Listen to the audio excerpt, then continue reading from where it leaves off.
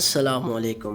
آج ہم آپ کو ایک ایسی کہانی سنانے جا رہے ہیں جس میں ایک لڑکے کو اس کے ماں باپ اور باقی سب بھی دگا دے گئے ہوں اور اس کی موت یقیناً تھی، مگر اس کو کس طرح سے زندگی ملی آپ کو بتائیں گے اس کہانی میں۔ اگر ابھی تک آپ نے ہمارا چینل سبسکرائب نہیں کیا تو آپ ہمارے چینل کو سبسکرائب کر لیں تاکہ آپ ہماری ہر آنے والی دلچسپ ویڈیو سے لطف اندوز ہوتے رہیں۔ کہتے ہیں ایک بادشاہ کسی مہلک بیماری میں مبتلا ہو گیا۔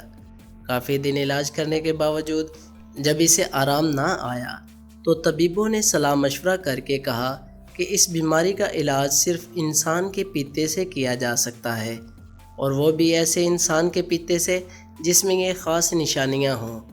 یہ کہہ کر حکیموں نے وہ نشانیاں بتائیں اور بادشاہ نے حکم دے دیا کہ شاہی پیادے سارے ملک میں پھر کر تلاش کریں اور جس شخص میں یہ نشانیاں ہوں اسے لے آئیں۔ پیادوں نے فوراً تلاش شروع کر دی۔ خدا کا کرنا ایسا ہوا کہ وہ ساری نشانیاں ایک غریب کسان کے بیٹے میں مل گئیں۔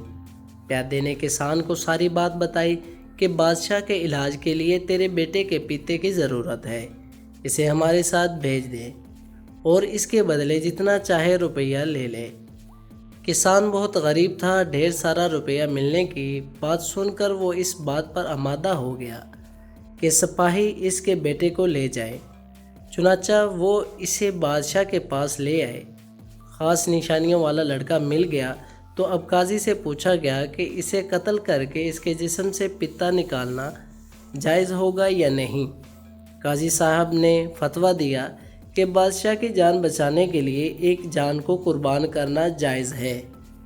قاضی کے فتوے کے بعد لڑکے کو جلاد کے حوالے کر دیا گیا، وہ اسے مار کر اس کا پتا نکال لے۔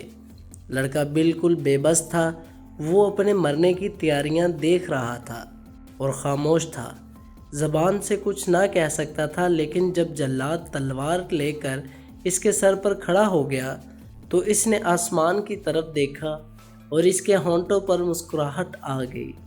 بادشاہ خود اس جگہ موجود تھا، اس نے اسے مسکراتے ہوئے دیکھا تو بہت حیران ہوا۔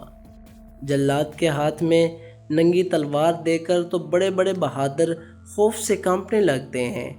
اس نے جلاد کو رکنے کا اشارہ کر کے لڑکے کو اپنے پاس بلایا اور اس سے پوچھا، لڑکے یہ تو بتا اس وقت مسکرانے کا کون سا موقع تھا؟